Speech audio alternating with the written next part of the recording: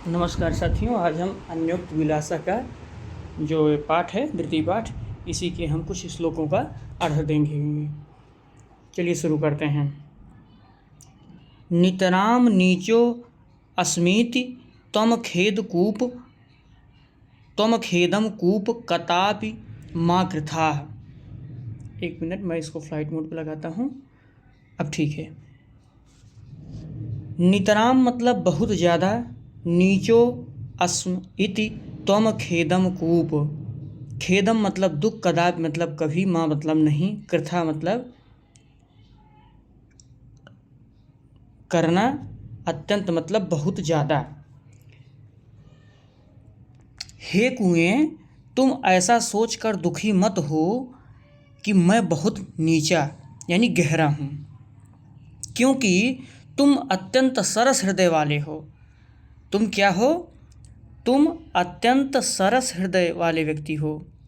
अत्यंत सरस हृदयो यतः परेशान गुण ग्रहीता असि। तुम क्या हो? दूसरों के गुणों के ग्रहण करने वाले हो। हे कुएं, तुम ऐसा सोचकर दुखी मत हो कि मैं बहुत नीचा यानी गहरा हूँ, क्योंकि तुम अत्यंत सरस हृदय वाले हो। तुम क्या हो? अत्यंत सरस हृदय वाले हो। यतः परेशान गुण ग्रहीता असि, और तुम दूसरे के गुणों को भी ग्रहण करने वाले हो, यानी रस्सी को ग्रहण करने वाले हो। इसका मतलब यह हुआ कि जिस प्रकार से कुआं क्या करता है, रस्सी को, अपने अंदर आने वाली रस्सी को ग्रहण करता है, वैसे ही मनुष्य को भी दूसरे के गुणों को क्या करना चाहिए? स्वीकार करना चाहिए। मनुष्य को क्या करना चाहिए? दूसरे के गुणों को स्वीकार करना चाहिए। उसे भी सरस हृदय होना चाहिए, जैसा कि कुआं है। अगला हम देखते हैं। नीर क्षीर विवेके हंसालस्यम त्वमेव तनुषे चेत, विश्व अस्मिन् अधुना अन्य कुलव्रतम पाल इष्यति कः। ये दूसरे श्लोक का मैं अर्थ बता रहा हूँ आपको, ये वाले का। नीर मतलब जल, क्षीर मतलब दूध, विवेके मतलब निर्णय करने में, त्वम मतलब तुम, एव मतलब ही, तनुषे चेत का मतलब है तुम्हें आलस्य ऐसा नहीं करना चाहिए, तुम्हें प्रयास करना चाहिए। नीर क्षीर विवेके हंसालस्य त्वमेव तनुषे चेत। हे हंस, तुम्हें दूध और पानी को अलग करना आता है, यानी इसका विवेक तुम्हें है, तो इसलिए तुमको आलस्य नहीं करना चाहिए। तुम्हें आलस्य नहीं करना चाहिए। अर्थात इसका एक और अर्थ है, हे हंस, यदि तुम्हें दूध और पानी को अलग करने में आलस्य करोगे तो इन संसार में भला इस गुण को कौन कर सकता है, यानी व्यक्ति अपनी मर्यादा भूल जाएगा। तो एक अर्थ इसका ये हो गया। अब इसका अर्थ हम देखते हैं। हे हंस, तुम्हें दूध और पानी को नीर क्षीर विवेके हंसालस्य त्वमेव तनुषे चेत। नीर और क्षीर, दूध और जल को अलग करना हे हंस तुम्हें आता है, तो तुम्हें इसका पालन करना चाहिए, यानी ऐसा करना चाहिए। विश्व अस्मिन् अधुना, विश्व अस्मिन् अधुना, विश्व मतलब संसार, अधुना मतलब आज, अन्य मतलब कौन। आज के समय में विश्व में ऐसा कौन है जो कुल व्रतम पाल इष्यति कह मतलब कौन, ऐसा कौन है जो अपने परिवार के व्रत का पालन करता है। फिर से एक बार इसका अर्थ देख लीजिए। हे हंस, तुम्हें दूध और पानी को अलग करना आता है, तो तुम्हें इसमें आलस्य नहीं करना चाहिए। आज के समय में विश्व में कौन ऐसा है जो अपने परिवार के व्रत का पालन करता है। यानी अगर आप विद्यार्थी हैं तो विद्यार्थी का कर्तव्य क्या है? अपना सिलेबस सही टाइम से ख़त्म करिए, माता पिता का कहा मानिए, ज़्यादा मोबाइल मत चलाइए, टिकटॉक मत यूज करिए। ये सब क्या हैं? इन सब में आपका समय चला जाएगा। आज का काम कल पे मत छोड़िए। अगला अर्थ देखते हैं। कोकिल यापय, एक मिनट, कोकिल यापय दिवसान तावद विरसान करील बिटपेशु। यावन मिलिद लिमालः को अपि रसालः समुल्लसति। यहाँ जो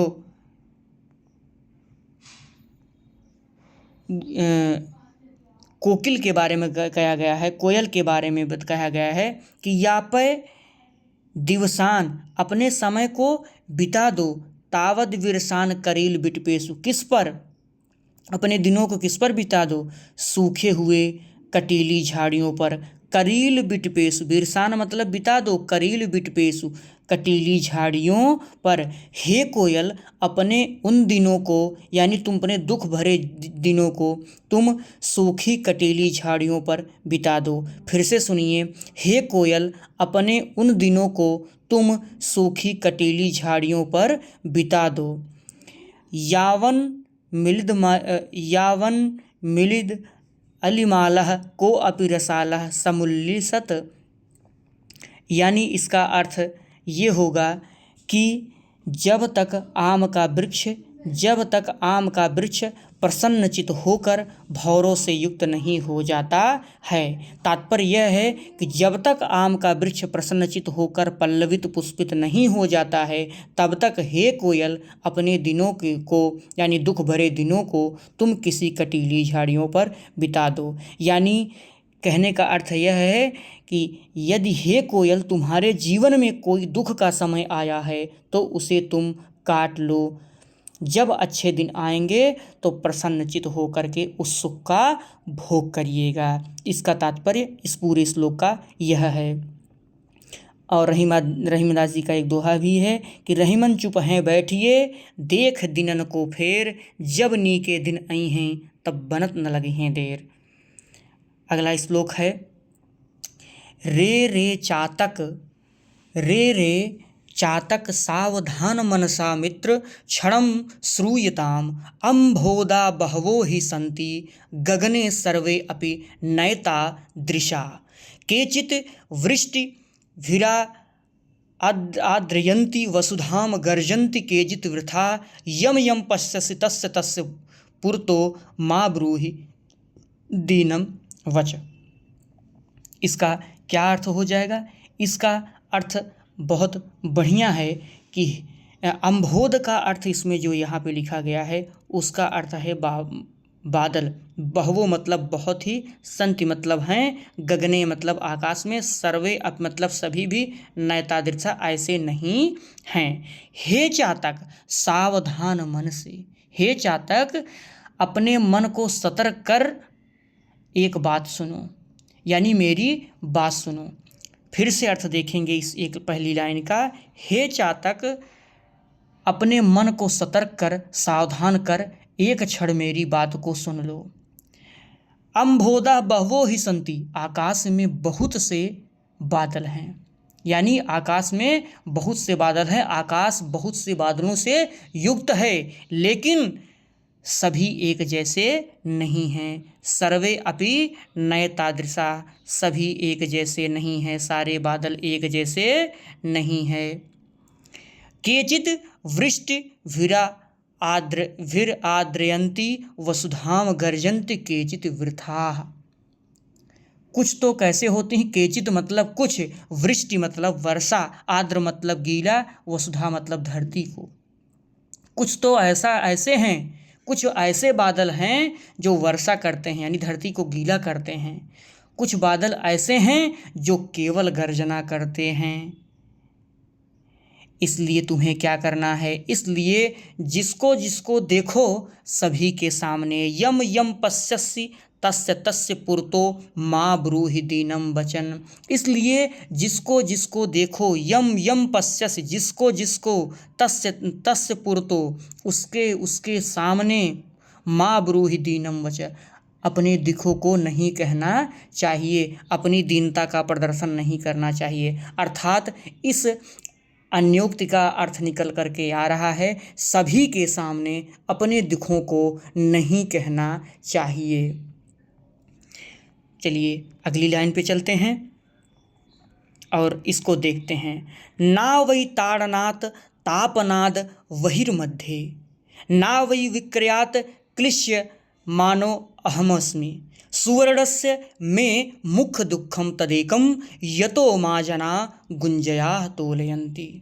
ना वै ताड़नात्, ना तो मुझे पीटे जाने से, ताड़न का मतलब होता है पीटना, तापनात् बहिर्मध्ये, न तो अग्नि के मध्य में हमको जलाने से कोई दुख है। सोना कहता है माँ मतलब नहीं, माँ और एक माँ जो होता है उसका अर्थ होता है मुझे, ये, और एक माँ जो होता है उसका अर्थ होता है नहीं।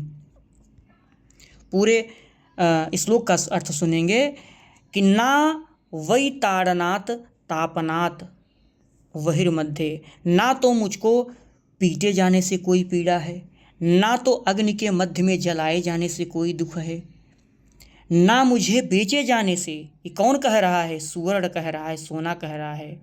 ना वै विक्रयात्, विक्रय मतलब बेचना, ना वै विक्रयात्, ना तो मुझे बेचे जाने से कोई दुख है।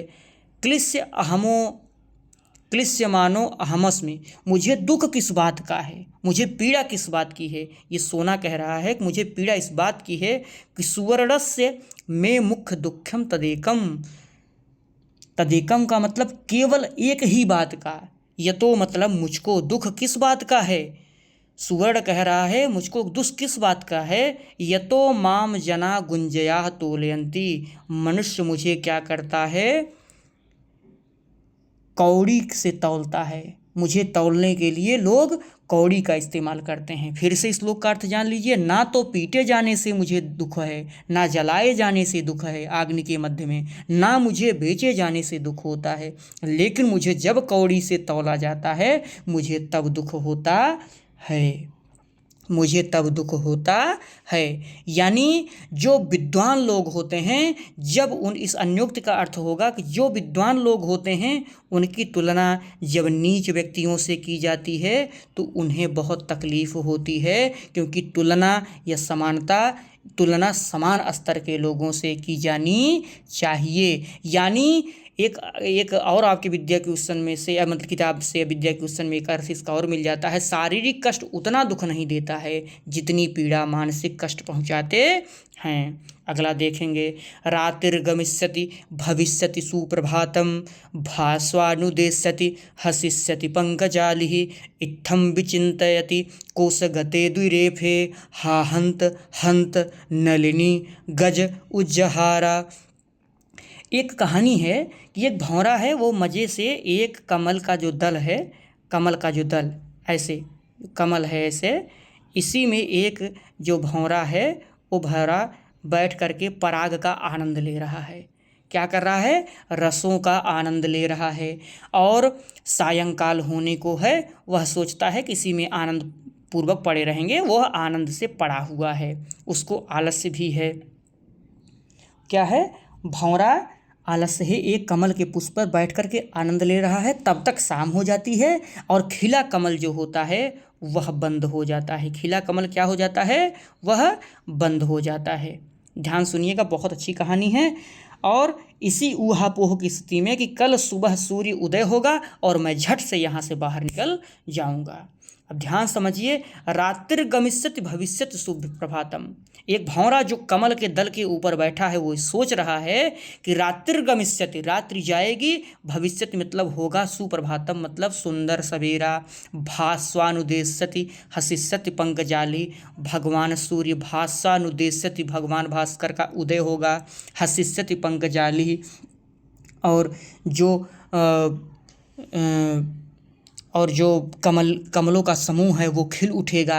इस प्रकार कमल के पुट में बैठे हुआ भैरा ऐसा सोच ही रहा था। इतने में एक हाथी उस पूरे कमल को, इत्थम विचिन्तयति कोश गते दुरेफे, ऐसा उस कमल के कोश में बैठ करके वह भैरा सोच ही रहा था, हा हंत हंत नलिनी गुज्जहारा। इतने में एक जो हाथनी है उसने क्या किया? उस पूरे कमल के नाल को, कमल के दल को उखाड़ करके लेके चला गया, यानी उसको नष्ट कर दिया। कमल के उस कली को हाथी ने उखाड़ करके फेंक दिया।